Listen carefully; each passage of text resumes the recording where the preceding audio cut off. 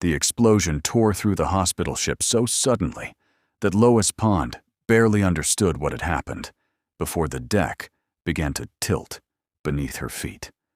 One moment, she had been working inside a brightly lit ward, surrounded by wounded men and the steady rhythm of medical routines. The next, the entire vessel shuddered with a violent impact that threw people against bulkheads and filled the corridors with smoke, sparks, and the sound of screaming metal. When the lights flickered and failed, the only illumination came from fire spreading through the ship. It was April 28, 1945, in the waters off Okinawa, one of the most brutal battle zones of the Second World War. Lois Pond was serving aboard the American hospital ship USS Comfort, a vessel painted white with large red crosses meant to signal that it carried doctors, nurses, and wounded soldiers rather than weapons. Hospital ships were supposed to be protected. But by that stage of the war, Japanese kamikaze pilots were striking any target they could reach. That night, one of those aircraft slammed into the Comfort.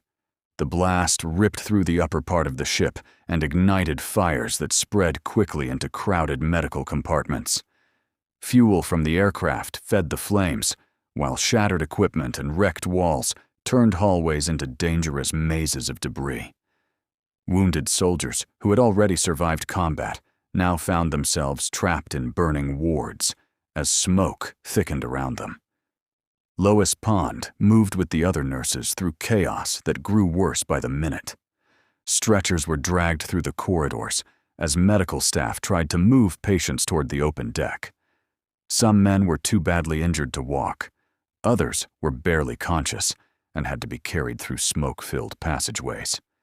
Every moment mattered because the fire was spreading through sections of the ship faster than anyone could control.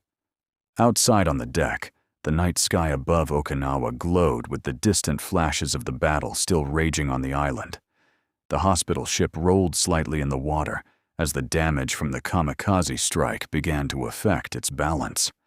Flames climbed upward from the impact site, lighting the deck in an orange glow that flickered across terrified faces. Men were already jumping into the sea. Some lifeboats had been destroyed by the explosion. Others were being lowered as quickly as possible, while crew members shouted instructions through the smoke.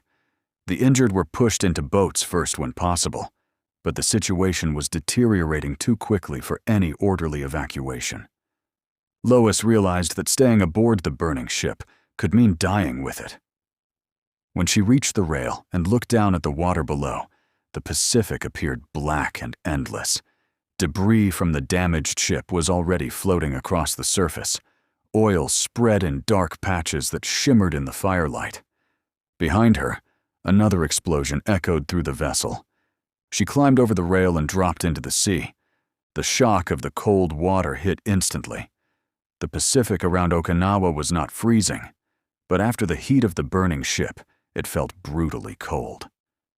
She surfaced among a scattering of sailors, soldiers, and medical staff who had also jumped overboard to escape the fire. Above them, the USS Comfort continued burning. The ship had not yet sunk, but it was badly damaged. Flames moved along parts of the deck, while thick smoke poured into the night sky. Survivors in the water began swimming away from the vessel because everyone knew what would happen when the ship finally went down. When a large ship sinks, the water around it becomes dangerous. As the hull fills and begins to slip beneath the surface, it can pull nearby swimmers downward in the powerful suction created by the sinking mass. Lois forced herself to move away from the wreck as fast as she could, pushing through floating debris and patches of oil. When the hospital ship finally disappeared beneath the waves, the ocean churned violently. Loose boards, medical equipment, pieces of lifeboats, and countless fragments of wreckage spun through the water. Survivors shouted in the darkness while trying to keep themselves afloat amid the chaos. Then the sea grew quiet again. The firelight faded as the wreck slipped under, leaving only scattered debris and exhausted survivors drifting across a wide stretch of ocean. Rescue ships were somewhere nearby, but finding individual swimmers in the darkness could take hours. Lois clung to floating wreckage when she could find it, and swam when the waves forced her away from it. The water around Okinawa carried another danger as well. Sailors who had spent time in the region knew the area was known for sharks. The sinking ship had filled the water with blood, fuel, and noise. That combination could attract predators from miles away. Some survivors later reported seeing fins moving through the water.